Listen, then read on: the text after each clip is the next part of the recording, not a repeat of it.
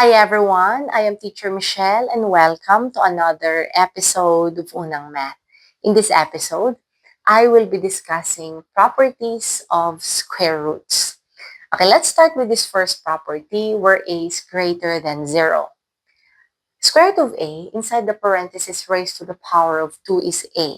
Negative square root of a inside the parenthesis raised to the power of 2 is a. Example, square root of 2 inside the parenthesis raised to the power of 2 is 2. Negative square root of 2 inside the parenthesis raised to the power of 2 is 2. We actually had this example in our previous episode, and we said that we don't know the square root of 2 because the square root of 2 is a non-repeating infinity decimal.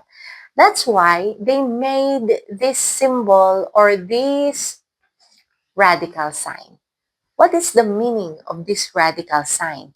It means that if there's a number inside this radical sign, we will square this one and bring out or copy this number. Okay, how about for a negative square root of 2? Inside the parenthesis, raised to the power of 2. Since negative sign is inside the parenthesis, the negative times negative, that would give us a positive result. So this is our lesson in our previous episode, and this is the summary for our first property. Okay, now what about the second property? We have here square root of a squared is a. Square root of negative a squared is a. To explain the second property further, we have here square root of 4. What is the meaning of square root of 4? Again, if there's a number inside this radical sign, it means we will square this one. So, square root of 4 times square root of 4. And we will just copy or bring out this number. So, it's equal to 4. There is also a number that when you multiply it by itself, the answer is also 4. And that is 2 because 2 times 2, the answer is also 4. Therefore, we can conclude that the square root of 4 and 2 are just the same number. Because, look, same number multiplied by itself or same numbers multiplied together, the answer is 4. Same numbers multiplied together, the answer is 4. Okay, so we can say that square root of 4 is equal to 2. Okay, square root of 4 can be written as a square root of 2 squared. Okay, now, we can remove this exponent and this radical sign, or we will remove this exponent 2 and this radical sign. So we only have here 2. This is our second property. Square root of a squared is a. So remove this exponent and radical sign and just copy or get this number. So this is equal to a.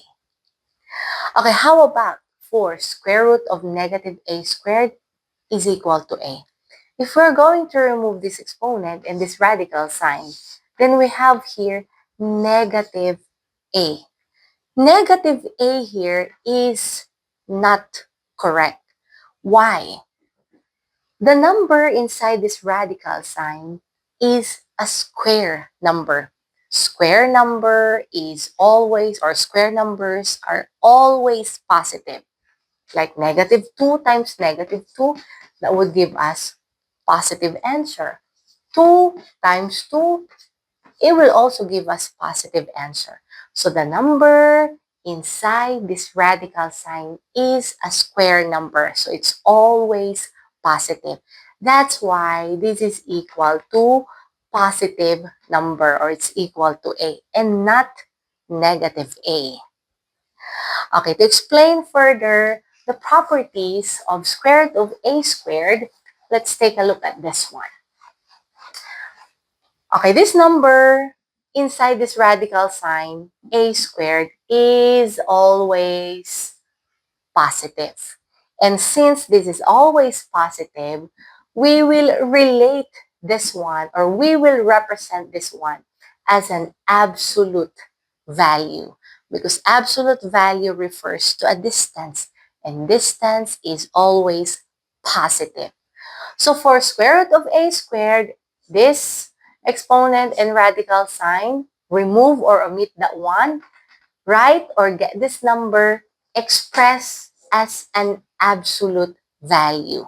Okay, now, this number inside this absolute value sign can be positive, can be negative. Example, we have here square root of 5 squared, and we have here square root of negative 5 squared. So this first example means the number inside is positive, and this is a negative number. So what are we going to do for square root of 5 squared? This is positive. If this number is positive, so here remove this exponent and this radical sign. So we have here absolute value of 5. So if it's positive, it's very easy. We are just going to copy the numbers. It's positive 5. For negative number, so this exponent and radical sign will be removed. So we have here absolute value of negative 5. Our answer would not be negative 5, because take note, distance or absolute value is a distance, and it's always a positive number. So what we're going to do here is to multiply this by negative 1. Why? Because we want, or the meaning of multiplying by negative 1 here is to change the sign.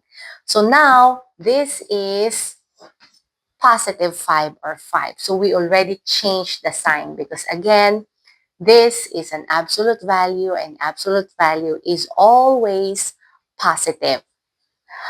Okay, let's give more examples by answering this concept check question. We're going to fill in the box with appropriate number. Okay, the first one here is square root of 7 inside the parenthesis raised to the power of 2. Okay, so we already know that this is square root of 2, square root of 7 times square root of 7, and that would give us the result, or the result is 7. Okay, what about here? Negative square root of 11 inside the parenthesis raised to the power of 2. Since negative is inside the parenthesis, then this is positive 11. Okay, for number 3, square root of negative 0.1 squared inside the parenthesis is negative 0.1, and it's squared. Okay, this exponent is inside this radical sign, so exponent and radical sign remove. Bring out the 0 or negative 0.1, express an absolute value, and we are going to multiply this by negative 1 to change the sign. So this is now positive 0.1. For number 4, so this exponent and this radical sign, so this is remove exponent and radical sign. So this is equal to 9. Okay, now let's answer these following simple questions. And this is the first question. Which of the following is the greatest number? Okay, from the word greatest number, it means positive. We're looking for a positive number or answer. And that is specifically greatest number. Okay, for the first option, we have here square root of 3 squared. So this exponent and radical sign removed. So this is 3 or positive 3. What about for number 2? Square root of negative 3 squared. So exponent and radical sign removed. This is negative 3. So we have to multiply by negative 1 to change the sign. So this is also equal to 3. What about for number 3? Square root of 16.